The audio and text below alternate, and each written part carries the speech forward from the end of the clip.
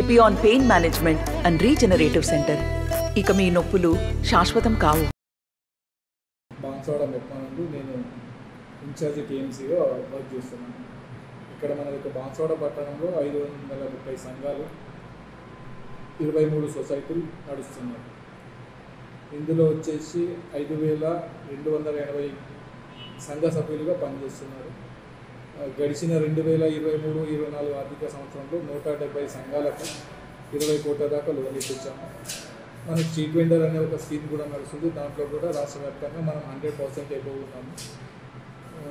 అన్ని ప్రభుత్వ పథకాల అమల్లో అన్ని మండలాల కంటే, అన్ని మున్సిపాలిటీల కంటే ముందంజలో మనం ఉన్నాము.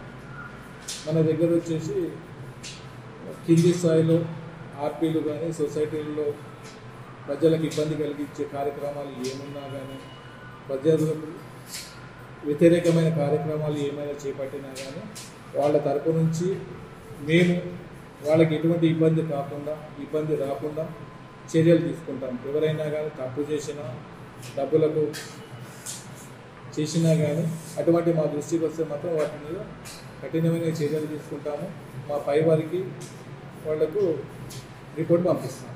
అటువంటిది ఏమైనా ఉంటే మా దృష్టికి ఫలానా గ్రూపులో ఇటువంటి ఏం జరుగుతున్నాయని మాకు ఒక్కసారి మీరు చెప్పండి.